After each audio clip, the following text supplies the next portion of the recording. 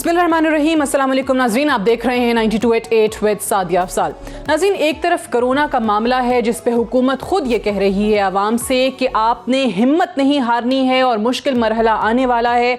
और supreme court में ही ये मामला अगर देखें, जो कि कोरोना अस खुद केस का क्योंकि चल भी रहा है, उसकी समाअत, और कल जो रिमार्क सामने आए वो भी बड़े अहम थे। इस हुकूमत की जो कारकर्दगी है सो फार, उसको लेकर जिस अंदाज में बात की गई चीफ जस्टिस साहब की तरफ से कि बज़ाहिर कोई इदारा इस वक्त काम नहीं कर रहा। उन्होंने कहा कि कोरोना से लोग रातों रात अरबपति हो चुके हैं। वो कौन से लोग हैं जो रातों रात अरबपति हुए हैं इस पेंडेमिक की सिचुएशन के अंदर, जहां दूसरी तरफ जो अवाम है वो मुश्किलात से दो चार है। और अवाम की मुश्किलात का भी जिक्र किया चीफ जस्टिस साहब के जो रिमार्क्स थे। उन्होंने कहा कि हमारी जो तालीम है या सेहत है, ये तमाम शोबे बैठ चुके हैं और कोई बंदा ऐसा नहीं है जो कि चीनी, पेट्रोल और जो आटे का बहरान है उसको देखे। आज भी कुछ इसी किस्म के मिलते जुलते रिमार्क्स जो हैं वो चीफ जस्टिस साहब की तरफ से आए हैं, जिसमें उन्होंने कहा कि हुकूमत खुद कुछ नहीं करती, फैसले हमारे गले डाल देती है। और इसका कॉन्टेक्स्ट क्या था कि सुप्रीम कोर्ट में निजी अदविया साज कंपनी की जानिब से जो कीमतों में इजाफे का मामला है उसके मुतालिक ये केस था जिसकी समाअत हुई। और चीफ जस्टिस साहब ने ये रिमार्क्स भी दिए कि पाकिस्तान में अद्वियात साजों का एक बहुत बड़ा माफिया है। क्या विफाकी काबीना ने अद्वियात की कीमतों से मुताल्लिक कोई फैसला किया? और साथ ही साथ ये भी कि हुकूमत को मालूम ही नहीं कि क्या करना है, वो सिर्फ कागजी कार्रवाई करती है, फैसले करने की हिम्मत नहीं। हुकूमत खुद कुछ नहीं करती लेकिन फैसले करने के लिए मामला हमारे गले डाल दिया जाता है। एक तरफ तो ये चीज़ें हैं और दूसरी तरफ खुद जब वज़ीर-ए-आज़म इमरान खान कल कौमी असम्बली आए, गो कि बहुत एक तवील अरसे से उनकी एब्सेंस फील की जा रही थी। अपोजिशन का भी ये मुतालबा था कि वज़ीर-ए-आज़म को आना चाहिए। कल बिलाखिर वो आए, देर आए दुरुस्त आए। कल उन्होंने बजट के हवाले से भी बातें की, कल उन्होंने कोरोना के हवाले से जो इक़दामात हैं उनका जिक्र भी किया और अपोजिशन से ये भी सवाल किया कि आज ये जो हमसे जवाब तलब करते हैं, असल में जवाब तो इनको देना चाहिए क्योंकि मुल्क की जो मईशत का हाल है ये सब इनकी वजह से है। और अभी की जो सूरत हाल है, पीटीआई की हुकूमत आने के बाद वज़ीर आज़म ने कहा कि वो काफ़ी मुतमईन हैं उससे और काफ़ी बेहतरी जो है वो आई है। क्या कहा वज़ीर आज़म साहब ने कल कौमी असम्बली में इकॉनमी के हवाले से, वो सुन लीजिए। जो हमें इकॉनमी मिली, ये पाकिस्तान की तारीख का इन डॉलर टर्म्स सबसे बड़ा डेफिसिट था 20 अरब डॉलर का। सबसे बड़ा मसला क्या, वो महंगाई। 2013 में 16,000 अरब रुपए का कर्जा था। जब हमारी बारी आई तो वो टोटल लाइबिलिटी 30,000 अरब पे पहुंच गई। पहला साल जो हमने जितनी भी टैक्स कलेक्शन की, आधा उसका चला गया इनके लिए हुए कर्जों की किस्तें अदा कर। पिछले 3 साल में सबसे ज्यादा टैक्स इकट्ठा हुआ 17% पे। हमारी एक्सपोर्ट्स मार्च के अंदर जब ये कोविड से पहले जो हमारी एक्सपोर्ट्स थी, वो पिछले 10 साल में सबसे तेजी से ऑन अ मंथ बेसिस हमारी एक्सपोर्ट्स बढ़ रही थी। तो वज़ीर आज़म बता रहे थे कि किन किन शोबों में पीटीआई की हुकूमत आने के बाद बेहतरी आई है। और ये भी उन्होंने अपोजिशन से सवाल किया कि जवाब तो आखिर आपसे मांगा जाना चाहिए जो मुल्क को इस हाल में छोड़ के गए हैं। आज एहसन इकबाल साहब ने इसके जवाब में क्या बात की है? पाकिस्तान की इकॉनमी जो कि वज़ीर आज़म के बकौल बहुत बेहतर हो चुकी है, उसका जवाब उन्होंने क्या दिया वो भी सुन लीजिए। हमें वो पाकिस्तान मिला था जहाँ 18 घंटे बिजली नहीं आती थी। हम लोड शेडिंग को ख़त्म करके आपके हवाले पाकिस्तान करके गए। हम आपको बताते हैं कि जब हमने आपको पाकिस्तान दिया तो इंडस्ट्रियल सेक्टर तरक्की कर रहा था, हमें गंदम दरामद करने की ज़रूरत नहीं थी। हम आपको बताते हैं कि जब हमने आपको पाकिस्तान दिया तो सीपैक के 28.5 अरब डॉलर के मंसूबे हम लगा चुके थे। आप हमसे किस बात का हिसाब लेते हैं? आप इस बात का हिसाब दें कि एक तरक्की करता हुआ पाकिस्तान, एक हंसता बसता पाकिस्तान आपने 2 साल में कैसे उजाड़ा है। अपोजिशन हुकूमत से सवाल कर रही है कि 2 साल के अंदर ये हंसता बसता पाकिस्तान आपने कैसे उजाड़ा है। बजट की अगर हम बात करें तो अपोजिशन पार्टीज़ ने 2 बड़ी जो जमातें पीपल्स पार्टी और PMLN, उन्होंने बजट को मुकम्मल तौर पर मुस्तरद करने का फैसला किया है। चेयरमैन पाकिस्तान पीपल्स पार्टी बिलावल भुट्टो जरदारी ने शहबाज शरीफ साहब को फ़ोन किया और ये तय पाया, इस बात पर इत्तेफाक किया गया कि बजट को मुकम्मल तौर पर मुस्तरद करेंगे। दूसरी तरफ APC बुलाने का जो है वो भी फैसला किया गया है। अब इस APC का एजेंडा क्या है, इस पे बात होगी। और सिर्फ पीपल्स पार्टी नून लीग को ही अपने साथ नहीं, बल्कि ऑब्वियसली तमाम जमातों से अपोजिशन की जो हैं उनसे रवाबित बढ़ाने के लिए इस वक्त बहुत मुतहर्रिक नज़र आ रही है। तो अपोजिशन एकदम दोबारा से जो एक्टिव हुई है, पीपल्स पार्टी का मौलाना फजल रहमान साहब से भी राब्ता हुआ है और APC के लिए उनको भी दावत दी जा रही है। तो आखिर इसका एजेंडा क्या है, इन तमाम चीज़ों के हवाले से हम बात करेंगे। हमारे साथ सेनेटर वलीद इकबाल साहब मौजूद हैं पाकिस्तान तहरीक इंसाफ की तरफ से, बहुत शुक्रिया आपका। पलवशा खान साहब हमारे साथ मौजूद हैं पाकिस्तान पीपल्स पार्टी की तरफ से, आपका भी बेहद शुक्रिया। और राना तनवीर हुसैन साहब हमारे साथ मौजूद हैं पाकिस्तान मुस्लिम नवाज़ की तरफ से, MNA हैं आप, बहुत बहुत शुक्रिया आप तीनों का। मैं पलवशा साहिबा आपसे पहले तो आगाज़ करना चाहूँगी कि ये जो बिलावल साहब ने ऑब्वियसली शहबाज शरीफ साहब को फ़ोन किया, एक इस बात पर इत्तफाक हो गया कि बजट को मुकम्मल तौर पर मुस्तरद करेंगे, फिर APC के लिए इत्तफाक किया गया है। सो ये जो APC इस वक्त बुलाई जा रही है तमाम अपोजिशन पार्टीज़ की, इसका एजेंडा क्या है? शुक्रिया सादिया। मैं समझती हूँ एजेंडा के लिए बहुत से ऐसे मामला हैं जो गौर तलब हैं, जिसमें सबसे पहले जो मुल्क की माशी सूरत हाल है, मुल्क में इस बीमारी का जो फैलाव है, और इन तमाम चीज़ों की जो हम समझते हैं कि वजह है कि इस वक्त कोई डायरेक्शन नजर नहीं आ रही। जो आज सुप्रीम कोर्ट ने भी कहा, जो हम भी कह रहे हैं, और बार बार हम पूछ रहे हैं कि आप पॉलिसी बताइए कि आगे जाने की अब क्या तरीका है, लेकिन इस वक्त कोई इंचार्ज नहीं नजर आ रहा। अब आप देखिए, कल इतने अरसे बाद भी वजीर आजम साहब आए अपने वहाँ पार्लियामेंट में, और जो बातें थी वो वही बातें थी जो हम इलेक्शन से पहले सुनते आ रहे हैं। उन बातों में जहाँ तक मैंने सुना, ओसामा बिन लादेन वाली बात के अलावा कोई ऐसी चीज नहीं थी जो पहले नहीं कहते थे और जो उनके बुजुर्ग नहीं कहते और जो रोजाना हम और आप नहीं सुनते।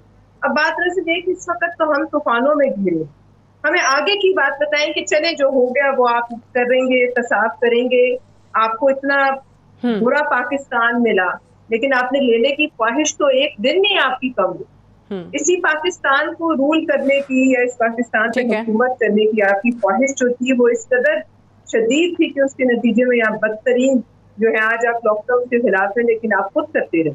यहाँ 126 दिन का धरना हुआ जो अफसोसनाक APS के वाक़े पे खत्म हुआ। तो आप मुझे बताइए कि इस सूरत हाल में मुल्क को ऑटो पायलट पर नहीं चलाया जा सकता। तो हम इस जो लीडरशिप का एक इस वक्त कहत पड़ा हुआ है और भुगतान है, इस पर बात करेंगे और देखेंगे कि अब इसी तरह चलता रहा तो अगले चंद दिनों का तो फोरकास्ट खुद हुकूमत बड़ा खौफनाक दे चुकी है। ठीक है, सही आपने कहा कि APC के लिए बहुत सारे एजेंडाज हैं, हुकूमत के पास बहुत सारे नुकात हैं जिन पे बात होनी चाहिए और जिन पे हुकूमत की तरफ से कोई पॉलिसी आप कह रही हैं कि वाजे नहीं हो रही, चाहे वो पाकिस्तान की मईशत के हवाले से है या कोरोना के मामले को लेकर है। सेनेटर वलीद इकबाल साहब, मैं आपसे जानना चाहूँगी कि कल बड़ा एक अच्छा ऑब्वियसली एक खुशकुन इक़दाम था कि वज़ीर आज़म साहब पार्लियामान आए, कौमी असम्बली आए, बड़े अरसे से लोग चाहते थे कि वो आएँ और उनको बात भी करने दी गई, क्योंकि कल उन्होंने ये गिला भी किया कि जी मैं आता था तो शोर करते थे, मुझे तकरीर नहीं करने दी जाती थी। तो ये क्या ही अच्छा हो कि हुकूमत खुद से इस मामले को इनिशिएट करे और अपोजिशन या अवाम जो पॉलिसीज देखना चाहते हैं इस हुकूमत की तरफ से, वज़ीर आज़म साहब उस पर खुद उन पार्लिमानी अपोजिशन रहनुमाओं को ऑन बोर्ड ले, बजाय इसके कि अपोजिशन जो है वो APC बुलाने के लिए अलग से एक जो है वो इनिशिएटिव लेने की कोशिश कर रही है। वज़ीर आज़म साहब ने अगर कल आगाज़ किया, उनके एक दो जुमले ऐसे थे तकरीर में, सो आपको नहीं लगता कि इस पर खुद हुकूमत की तरफ से ये इक़दाम उठाना चाहिए? मेरे ख्याल से आपने जिस तरह पॉइंट आउट किया, प्राइम मिनिस्टर ने अपनी तकरीर में जिस किस्म की माहौल में की उन्होंने, वो भी बिल्कुल दुरुस्त कहा आपने कि कोई अपोजिशन का इस वक्त शोर शराबा नहीं था, खामोशी से उन्होंने सुना। और मेरे ख्याल प्राइम मिनिस्टर ने भी उसमें आई थिंक जब आप एक जुमला अगर आप याद करें तो जब अपोजिशन को उन्होंने कहा तो रिस्पेक्टेड या रिस्पेक्टेबल अपोजिशन कहा उसको, और कुछ कई अपनी तकारीर में काफ़ी सख्त अल्फाज इस्तेमाल करते रहे हैं जो अपोजिशन के बारे में, वो उन्होंने कल नहीं इस्तेमाल किए। मेरे ख्याल अलामती तौर पे तो यही काफ़ी होना चाहिए था। अब अगर अपोजिशन ने उसके जवाब में इस बात को ज़रूरी समझा है कि वो APC करें और वैसे वो वलीद बजट- इकबाल बजट साहब, ये को बड़ी मजबूत अच्छी बात है, ये करने बड़ा के लिए- अच्छा चेंज है, बड़ा पॉजिटिव चेंज था। आपने जैसे कहा कि रिस्पेक्टेड ऑपोजिशन भी कहा, फिर ये भी कहा कि भाई यहाँ जो लोग बैठे हैं, ये ऑपोजिशन के जो लोग हैं, इनसे मेरी कोई जाती दुश्मनी तो है नहीं। ये this was very unlike prime minister. माजी के जो उनके बयानात हैं वो बड़े डिफरेंट थे। तो ये इस चेंज की कोई खास वजह है? नहीं, इसका जवाब तो प्राइम मिनिस्टर ऑफिस से ही आपको आएगा अगर ऐसी कोई बात है। मेरे ख्याल में हो सकता है, मैं गैस ही कर सकता हूँ, मेरे ख्याल में शायद उनके जहन में ये हो कि जिस किस्म की इस वक्त एक इम्तिहान से हम गुजर रहे हैं तो बहुत ज़्यादा उस पर महाजराई ना की जाए तो बेहतर है। और अगर आप ये देख लें कि प्राइम मिनिस्टर की तरफ से अगर ये जेस्चर हुआ है जो आपने भी खुद ऑब्जर्व की है सारी उसके मुख्तलिफ एस्पेक्ट्स, जी, तो जो अपोजिशन है अब आपको बॉल उनके कोर्ट में होना चाहिए और है भी, क्योंकि आप अगर अब देखें कि उन्होंने खामोशी से सुनने के अलावा और उन्होंने कोई इकदाम नहीं लिया। जो इकदाम लिए हैं वो आपने बता दिए हैं, वो क्या है। उन्होंने एपीसी कॉल की है, वो कह रहे हैं कि जी हम बजट को मुस्तरद करते हैं वगैरह वगैरह। अब मैं नहीं तवक्को करता कि ऐसी कोई मुश्किलात का सामना होगा। संडे को बजट पे वोट होगा और गवर्नमेंट के पास कंफर्टेबल मेजॉरिटी है। यहाँ तो ऐसे ही गवर्नमेंट्स भी आई हैं जिनके पास एक एक वोट की मेजॉरिटी थी, हमारे पास कंफर्टेबल मेजॉरिटी है इसकी। सही।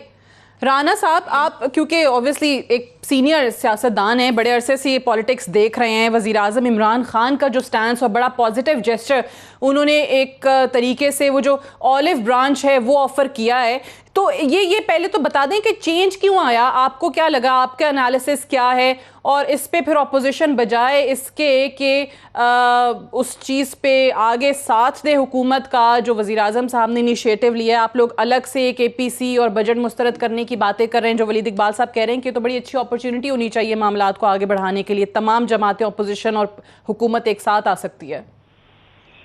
देखिए सादिया, इसके जवाब तो बहुत, जो आपने अभी दोनों मेरे कोलीग से बात की है जी, और आपने भी कुछ बातें की हैं, बड़ा लंबा जवाब है। असल इकबाल की तकरीर सुनाई, प्राइम मिनिस्टर की सुनाई जी, लेकिन मुझे तो समझ नहीं आती कि कहाँ से मैं शुरू करूँ, किस चीज़ का जवाब दूँ, क्योंकि ये जो 2 साल इनकी गवर्नमेंट गुजरी है, अभी वो वलीद इकबाल साहब कह रहे थे ऑलिव ब्रांच पर, या आपने भी कहा कि ये ऑफर की है, उसका तो हम यही कह सकते हैं कि बड़ी देर कर दी। क्या है कि बड़ी देर कर दी में आते आते कि हमने कब आज ही इनकी तरफ से कोई जेस्चर नहीं आया। हम तो 2 साल से, अगर आप समझें, जब असम्बली का इनॉग्रेल सेशन था तो बिलावल साहब और शहबाज साहब दोनों ने कहा कि हम कोऑपरेट करने को तैयार हैं, 5 साल आप काम करें, आप डिलीवर करें, गवर्नेंस दें और चार्टर और इकोनॉमी करने को तैयार हैं जी।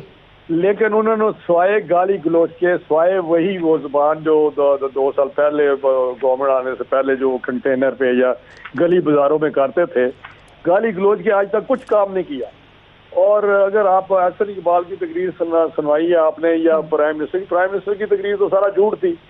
मुझे ये बताएं, अगर इसका मैं बात करूं 2 साल की, तो अभी आज मैं पढ़ रहा था न्यूज में कि किसी पता नहीं बहुत बड़ा वर्ल्ड बैंक टाइप कोई चीज है, उन्होंने कहा कि 2 साल पहले, ये कोविड आने से पहले, कोरोना आने से पहले, इनकी 2 साल ही सारी जो डिटोरिएशन थी, इकोनॉमिक डिटोरिएशन हो रही थी, नीचे को डिक्लाइन थी। सर वो वर्ल्ड बैंक को तो छोड़ देना, इनकी अपनी जो मिनिस्ट्री ऑफ प्लानिंग है, उनका वर्किंग पेपर जो लीक हुआ या लीक किया गया, वो खुद उसमें इस चीज को मान रहे हैं कि कोरोना से पहले ही इकोनॉमी जो है वो तबाह हो चुकी थी। और मैं अगर बताऊं तो परसेंटेज ये है कि 3.8 इन्फ्लेशन पर हम इनको दिया, महंगाई जिसको कहते हैं, और ये अब 16 या 14% पे है। जो ये बात करते हैं कि जी हमने आधा वो जी बजट जो है वो दे देते हैं डेट सर्विसिंग पे, हमारे टाइम पे भी मैं आपको बताता हूँ ऑनेस्टली, हम भी आधा देते थे।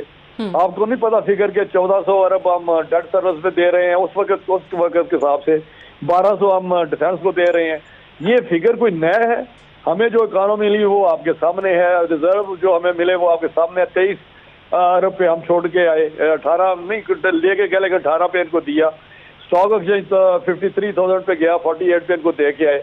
अच्छा, ये बात ना करें कि कोई मैजिक। अच्छा, लेकिन आप ये कह रहे हैं कि जो वजीर आजम ने ऑलिव ब्रांच ऑफर की बड़ी देर हो गई, आप लोगों ने भी कहा, पीपल्स पार्टी ने भी कहा, तो अब आप लोग तैयार नहीं है उस ऑफर को मानने के लिए? नहीं, ऑफर को नहीं मानने के लिए अब कोई स्वाय इसके के चाराकार नहीं है। ठीक है कि ये साहब स्टेप डाउन करें, किसी और को अपनी पार्टी में मौका दें या नए इलेक्शन की तरफ चले जाएं। बिल्कुल, मैं आपको बताता हूं कि ये सवाल ही नहीं पैदा होता। पीएम साहब स्टेप डाउन करें, किसी और को आने दें, वजीर आजम बनने दें, तो फिर आप कह रहे हैं बात होगी। अपनी पार्टी से किसी को आ जाने दें। अच्छा। हमें कोई इतराज नहीं है, लेकिन बाद हमें 5 साल चलाए असेंबली, लेकिन अगर इस तरह चलता रहा, जो इन्होंने टीम इकट्ठी की हुई है, जो इनका माफिया इनके साथ है, अगर ये चल गई गवर्नमेंट आपके सामने ही है, 2 साल जो नहीं कर सके, आपको पता है 100 डेज बड़े इंपॉर्टेंट होते हैं, फिर दूसरा होता है एक पीरियड एक ही है। पहले तो हनीमून के 100 डेज समझ ले, बाद में एक टाइम होता है कि ये 1 साल में, ठीक है। जब ये गाली निकालते थे कंटेनर पे, उस वक्त इनको इकोनॉमी की नहीं पता था। सही है सर, वलीद साहब से भी इसका जवाब लेंगे, परवेशा साहिबा से भी पूछेंगे कि पीपल्स पार्टी जो है वो इसके जवाब में एक और बात जी मुकम्मल कर ली सर, ब्रेक आ रही है जी। ये मुझे ये कह रहे 70% हमने इंक्रीज किया रेवेन्यू में। भाई रेवेन्यू तो हमने 4,000 पे दिया, 1900 पे हमें मिला, 4,000 हमने डबल करके दे दिया इनको, 4,000 रिकॉर्ड की बात है। तो ये तो 4,000 भी नहीं कर सके। आपके सामने है सारी बात। शॉर्टफॉल मार्च से पहले शॉर्टफॉल 400 का था। राइट, एक ब्रेक लेंगे, ब्रेक से वापस आकर डिस्कशन को हम यहीं से आगे। Stay tuned.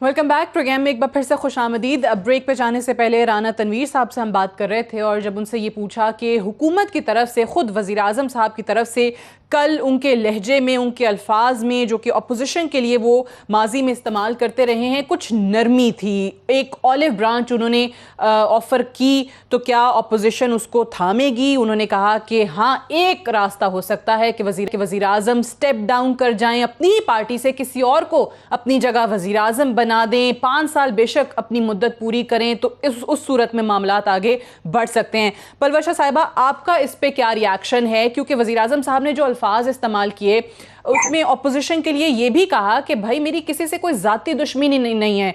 नैब के हवाले से उन्होंने कहा कि जी आप लोग मुझे कहते हैं न्याजी नैब नेक्सस है, हालांकि नैब तो मैंने बनाई ही नहीं, आप लोगों ने बनाई थी। सो आपको ये अल्फाज सुन के क्या लगा?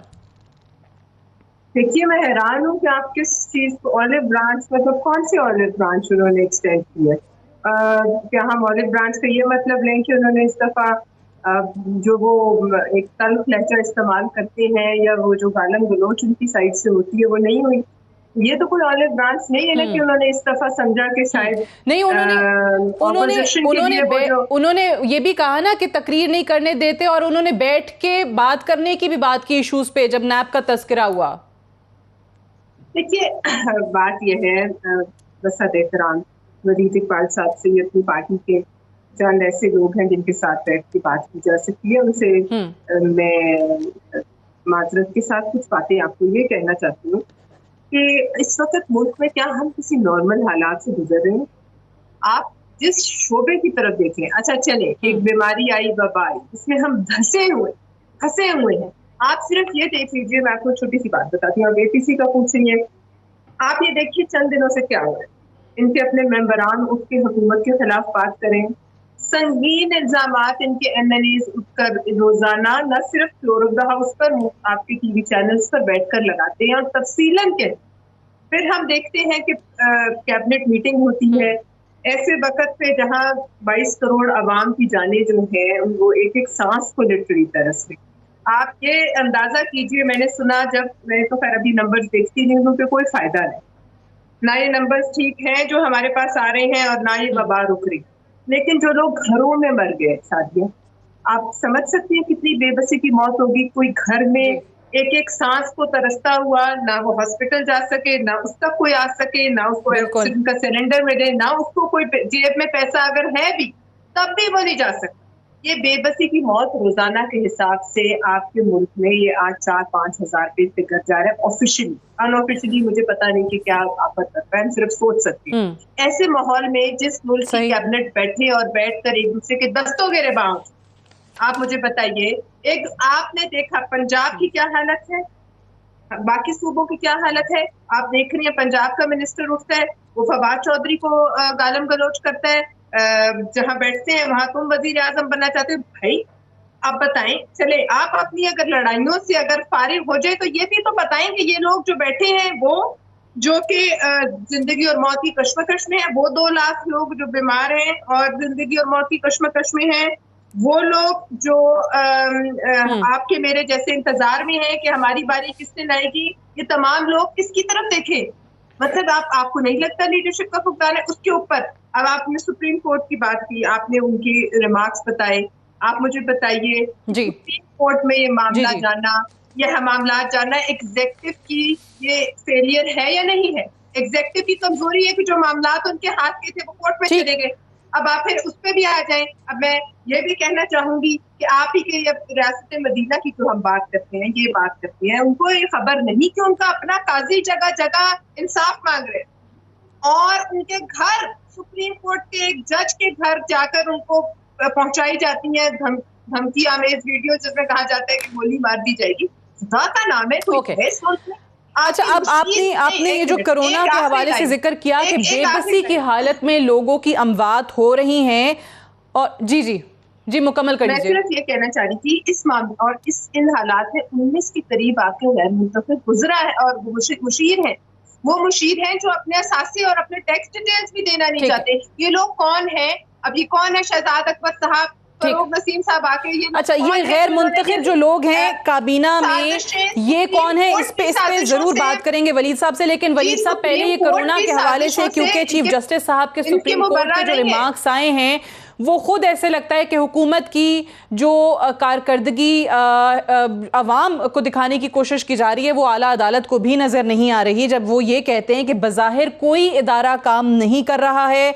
बहरानों का उन्होंने जिक्र किया कि आटा, चीनी, पेट्रोल, कोई बंदा ऐसा नहीं है जो ये बहरान देखे। वज़ीर आज़म कहता है कि एक वज़ीर आला आमिर है, इसकी क्या वजाहत है? हमारी तालीम और सेहत के शोबे बैठ गए हैं, हुकूमती मौशी पॉलिसी क्या है मालूम नहीं, लोग बड़ी उम्मीदों से तब्दीली लाए थे, क्या पंजाब में वज़ीर आला और कोई हुकूमत है? Question mark. बहुत सारे सवालात जो हैं वो अदालत के चीफ जस्टिस साहब के इन रिमार्क्स से सामने आए हैं। नहीं, ये जब अदालत में मामले की समाअत हो रही होती है तो ये तो एक रूटीन होती है कि मुकालमा चलता रहता है कोर्ट का विद द लॉयर्स। उसका ज़रूरी नहीं ये मतलब हो कि वो किसी फैसले का हिस्सा है या कोई ऐसी हतमी ऑब्जर्वेशन है या कोई किसी किस्म का एक ऐलान है, डिक्लेरेशन किसी के फैक्ट की या किसी हतमी सिचुएशन की। तो ये तो ऐसे रिमार्क्स और मकाले और कई बहुत से केसेस में इस तरह ही होता है कि रिमार्क्स आप सुन रहे हो तो लगता है कि पता नहीं क्या होने वाला है और फिर एंड में फैसला बिल्कुल कुछ और आ जाता है जब एक्चुअल फैसला। ठीक है, लेकिन उन्होंने ये कहा ना कि बज़ाहिर मुल्क में कोई इदारा काम ही नहीं कर रहा है और हर इदारे का हाल एनडीएमए जैसा है। एनडीएमए वो इदारा जो ऑब्वियसली इस पेंडेमिक में भी बराह रास्त इसको डील कर रहा है। सो ये तो एक बड़ा क्लियर मैसेज है। एक्चुअली जी मैं तो अपना एनडीएमए की एक तफसीली प्रेजेंटेशन को भी और उनके दफ्तर में जाके मैं उस पर कुछ पार्लियामेंटेरियंस को उन्होंने बुलाया हुआ था 4 या 6 रोज कबल और मैं उस पर मौजूद था। मैं तो यही उसमें राय दे सकता हूँ कि जी मुझे तो बिल्कुल वो तसल्ली बख्श लगा और मेरे पास जो अदाद शुमार हैं और जो कि हुकूमत की और एनडीएमए की वेबसाइट पर भी पाए जाते हैं, हम शुरू कहाँ से हुए थे और जब ये मार्च में या फरवरी में ये सिलसिला पाकिस्तान की तरफ आया था और अब कहाँ पे हैं। हाँ, वो लैब्स की तादाद हो जो 1 या 2 3 थी और अब वो 100 से ज़्यादा हो गई हैं। हाँ, वो बेड्स की तादाद हो, हाँ वो प्रोटेक्टिव इक्विपमेंट की अवेलेबिलिटी हो, हाँ वो क्वारंटीन सेंटर्स और फील्ड हॉस्पिटल्स का सिलसिला हो, हाँ वो वेंटिलेटर्स की जो है फराहमी या अवेलेबिलिटी हो। मैं तो यही कह सकता हूँ कि जो मैं इंफॉर्मेशन रखता हूँ और जितना मैंने देखा है हमने बहुत तरक्की की है इस मामले में, बहुत इकदाम मुस्बत लिए हैं NDMH के समेत और भी दीगर इदारों ने। और ये कहना आसान होता है जब अपोजिशन के कोई अफराद बैठे हों कि जी ये नुक्स है पॉलिसी में, वो नुक्स है पॉलिसी में, या अप्रोच गलत है। लेकिन मेरे ख्याल डॉक्टर जफर मिर्जा थे जिन्होंने कहा था, और मैं उनसे एग्री करता हूँ, कि भले वो आज ऑपोजिशन में बैठ के ये कह रहे हों, अगर वो हुकूमत में होते तो इसी तरह के फैसले कर रहे होते कि जो हम तनी हुई रस्सी के ऊपर गामजन है, टाइट रोप के ऊपर, कि हमें लाइवलीहुड्स को भी बचाना है और लाइव्स को भी बचाना है। तो क्या, और लॉकडाउन अगर एक तस्वर है तो वो कितना सस्टेनेबल है गरीब मुल्क के लिए। ओके अच्छा, अब ये जो आपने कहा ना राना साहब, ये वलीद इकबाल साहब जो बात कर रहे हैं कि ये अदालत के एक समाअत के दौरान के रूटीन के रिमार्क्स होते हैं, इनका फैसले से कोई ताल्लुक नहीं होता। शायद आप इससे इत्तफाक करें क्योंकि पाकिस्तान मुस्लिम लीग नवाज के दौर में भी ऐसे बहुत सारे रिमार्क्स आते थे। अब एक और मामला जो आज हम देख रहे थे, अदविया साज कंपनी वाला, उसमें भी चीफ जस्टिस साहब ने कहा कि हुकूमत खुद कुछ नहीं करती, फैसले हमारे गले में डाल देती है। और साथ ही साथ ये भी कहा कि पाकिस्तान में अद्वियात साजों का एक बहुत बड़ा माफिया है। तो आप इस चीज़ से तो अग्री करते हैं कि खुद वज़ीर आज़म साहब भी जो बरमला ये बात करते हैं कि जी हमारा मुकाबला है बहुत सारे माफिया से, उनको टेक ऑन किया हुआ है, ये बहुत मुश्किल काम है। आज उसमें से एक माफिया का जिक्र तो अदालत में भी हो गया। सो इतने सारे माफियाज और इतने सारी चीज़ों के दौरान अगर ये हुकूमत काम कर रही है, सो आप थोड़ा सा क्रेडिट नहीं देते? वो तो कहते हैं कि जी हम माफियाज को एक्सपोज भी कर रहे हैं। सादिया, मुझे बड़े अफसोस से ये कहना पड़ता है कि ये जो बात कर रहे हैं प्राइम मिनिस्टर साहब, ये मुझे तो समझ नहीं आती है। इनके आसपास सारे माफियाज इनके आसपास इकट्ठे हुए हैं और वो सारे के सारे ये उनके पैटर्नाइज कर रहे हैं, उनको किस तरह ये छूट दे रहे हैं। अभी मुझे बताएं, ये कभी आज तक हुआ है कि जिस तरह अभी मेडिसिन का हुआ है? ये मैं आपको बताऊं, ड्रैप जो है वो एक जापान कि एक उन्होंने कोई वैक्सीन निकाली है या मेडिसिन को टेबलेट की सूरत में, तो वो सुना है कि बड़ी इफेक्टिव है। तो यहाँ 10 कंपनियों ने अप्लाई किया कि हम यहाँ बनाते हैं, तो इन्होंने उसको सारी अप्रूवल दे के, लेकिन नोटिफिकेशन 15 दिन से नहीं हो रहा उनका, क्योंकि कोई मुझे बताएं कि जो वहाँ पे हेल्थ के इंचार्ज हैं वो इस माफिया का हिस्सा नहीं है क्या? जो पेट्रोलियम के इनके एडवाइजर हैं वो पेट्रोलियम में उनके कन्फ्लिक्ट ऑफ इंटरेस्ट नहीं है क्या? रजाक दाऊद के कन्फ्लिक्ट और इंटरेस्ट नहीं है क्या? जहांगीर तरीन के नहीं थे क्या? खुसरू के नहीं है? कौन कौन से नाम मैं लूं जो इनके पास नहीं है? यहाँ लोग कहते हैं कि जी बहुत सारी ऐसी लैब हैं जिनमें कुछ मुतलका जो हैं पॉलिटिशियन जो हेल्थ के मुतल्लिक है उनके हिस्से हैं। ये तो आम बंदा बात कर रहा है। तो ये तो एक अनारकी फैली हुई है, कोई इदारा काम नहीं कर रहा। क्या सिर्फ सुप्रीम कोर्ट ने ये कहा है? क्या दूसरे इदारे नहीं कह रहे? क्या बिजनेसमैन नहीं कह रहे? क्या कौन सा बंदा, कौन सा तबका है जो ये कह नहीं रहा कि गवर्नमेंट फेल हो चुकी है? कल किसी ने मुझे भेजा कि वो 400% का फर्क था कि क्या 2018 में क्या था, दाल की क्या कीमत थी, गोश्त की क्या कीमत थी, मुर्गी की क्या कीमत थी, पेट्रोल की क्या? अभी मैं पढ़ रहा हूँ सर, अभी भी है कि पेट्रोल की कीमत बढ़ाने का जी वो सिफारिश की गई है ओगरा की तरफ से। ये सारी फ्रॉड नहीं है कि आपने जरा उधर पॉलिसी रेट कम किया, 8 पे ले आए या 7 पे ले आए, 8 पे ले आए स्टेट बैंक, तो उधर 7% हो गया। जो बाहर मुफ्त तेल मिल रहा है उसको पिछले दिनों में आपने चंद कम, वो भी कम होना चाहिए था बहुत ज्यादा, लेकिन आपने उसमें भी अपने 50-60 रुपए रख लिए रेवेन्यू के लिए। तो आज आप मैं पढ़ रहा हूँ 25 रुपए, 30 रुपए, 23 रुपए का इजाफा पर लीटर। तो मैं समझता हूँ कि क्यों मजाक कर रहे हैं कौम के साथ? इनसे अगर नहीं चलती इसको, मतलब देखिए, अगर हमें 2013 में जब हमारी गवर्नमेंट आई हमें पता था बिजली नहीं है, 18 घंटे लोड शेडिंग हो रही है, हमने बिजली देनी है, हमने वादा किया था। हमें नहीं पता था कि रिजर्व 3 या 4 अरब डॉलर रह गए हैं। क्या हमें नहीं पता था जीडीपी जो है वो 3% पे खड़ी है, आ गई है या 2.5 पे थी?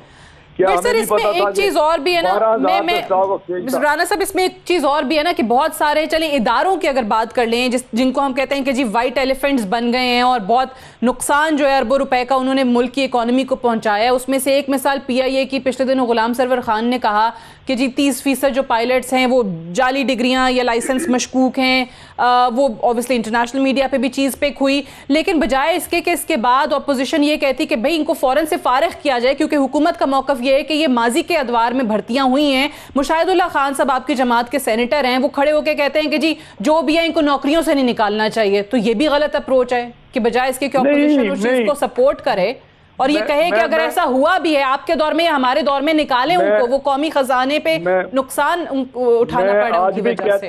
मैं आज भी कहता हूँ हमारे टाइम पे भी डिग्रियां चेक की गई और वो प्रोसेस जारी था, और आज भी हम कहते हैं। लेकिन आज इनका जो रवैया है, जो आज इनकी बातें हैं, वो अपोजिशन वाली हैं। अच्छा। अगर गुलाम सरवर साहब को पता चला कि वहाँ 30% या 40% फेक डिग्री वाले हैं, उनके पास वो एक्सपर्टीज नहीं या वो नहीं जानते, ट्रेनिंग नहीं, तो ये एक्शन उन्होंने लेना है, हमारे कहने पे लेना है। ठीक है सर, मैं वैसे एक मिसाल दे रही हूँ, एक रवैया मुशाहिदुल्लाह खान साहब का कि जी अगर लाइसेंस मशकूक है या डिग्री जाली भी है तो नौकरियों से फारिग नहीं करना चाहिए। मैं ब्रेक ले लूँ सर, मुझे बड़ी देर से ब्रेक के लिए कह रहे हैं, ब्रेक से वापस प्रोग्राम को आगे बढ़ाते हैं। Stay tuned.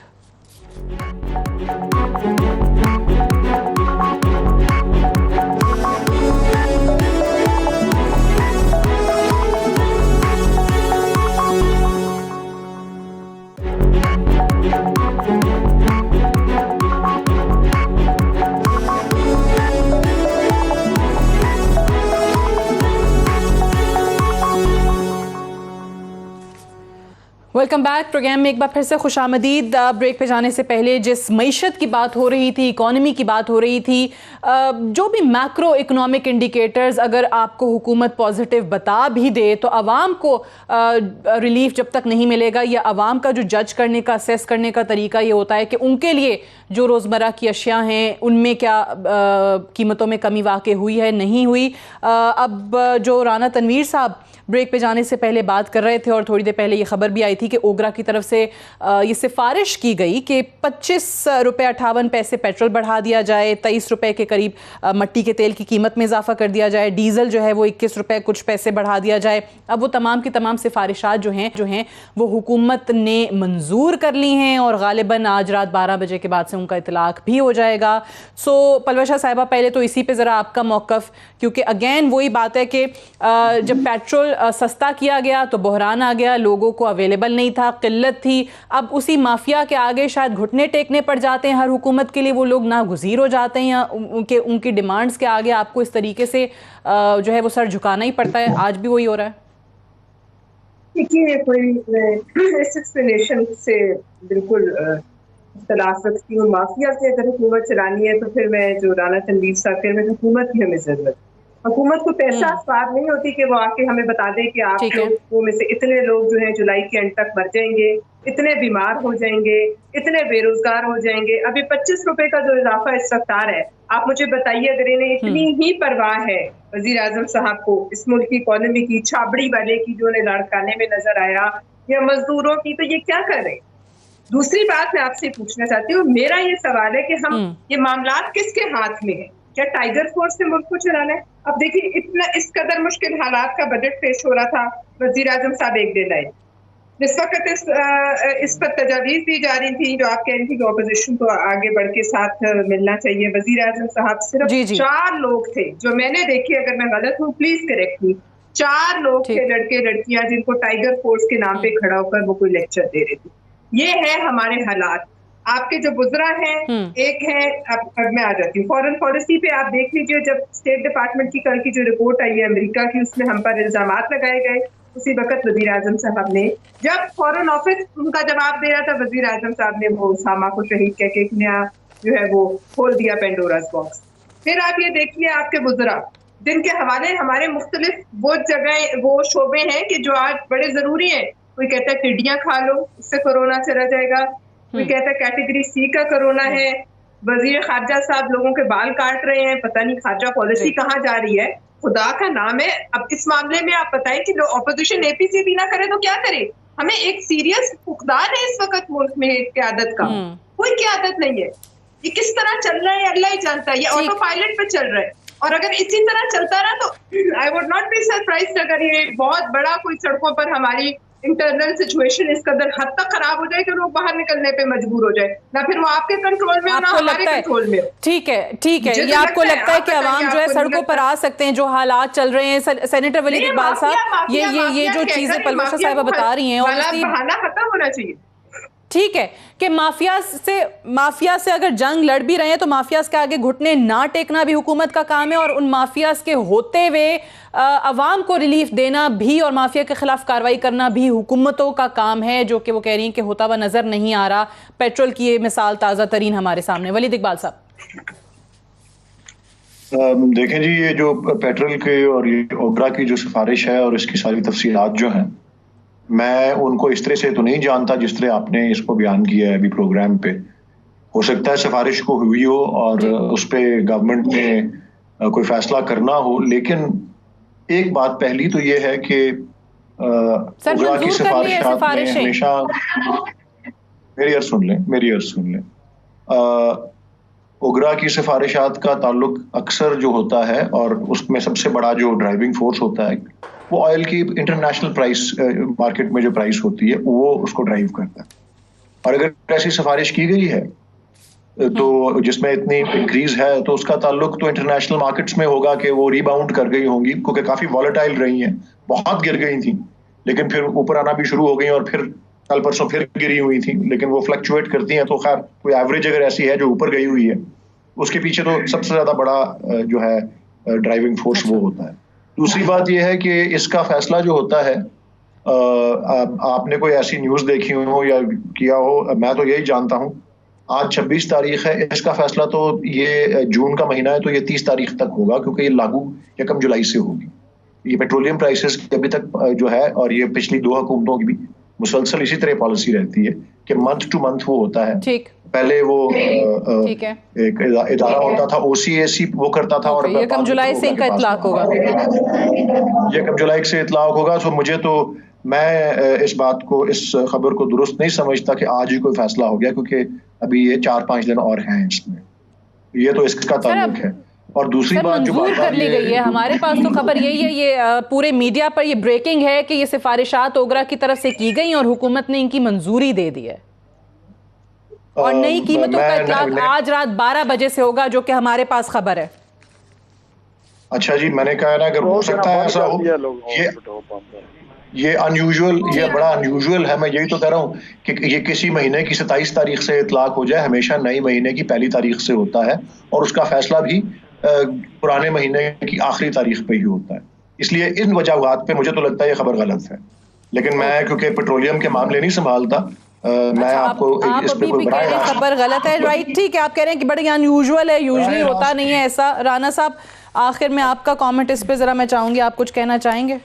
मुझे ये बताएं, मैं आपसे 100% इत्तेफाक करता हूँ, ये जो कंपनीज हैं उनकी वजह से ये सारा हुआ है। खुद वलीद इकबाल साहब ने कहा है कि कल कीमत गिरी थी, तो मुझे याद है जब कीमतें बहुत ही नीचे चली गई, मुफ्त भी लोग देने को तैयार थे, क्योंकि वो चाहते थे कि हमारी रिफाइनरी चलती रहे और अनएम्प्लॉयमेंट हमें ना करनी पड़े, लोगों को निकालना ना पड़े, बंद ना करनी पड़े। तो उस वक्त ये बात हुई थी वहाँ इनके जो थिंक टैंक है कि हैजिंग कर ली जाए, तेल की अभी से उसकी हैजिंग कर ली जाए और उसको अभी से एक एग्रीमेंट कर लिया जाए, जिस तरह हैजिंग होती है। और ये मेरी बात सुन लीजिए, अभी जो बात कर रहे हैं कि ये बात गलत है। अभी लाहौर में पेट्रोल देना उन्होंने बंद कर दिया है, पेट्रोल पंप, जिस तरह एक आदत होती है। अब 12 बजे से ये लागू होगा आज, और कीमत जब बढ़ जाएगी और 12 बजे जो पेट्रोल पे मिलना शुरू हो जाएगा। और फिर right sir, I have to wind up है। बहुत शुक्रिया राना तनवीर हुसैन साहब, सेनेटर वलीद इकबाल साहब और पलवशा खान साहिबा प्रोग्राम में हमें ज्वाइन करने के लिए। That's all for tonight, I will see you tomorrow इंशाल्लाह। इजाजत दीजिए, खुदा हाफिज।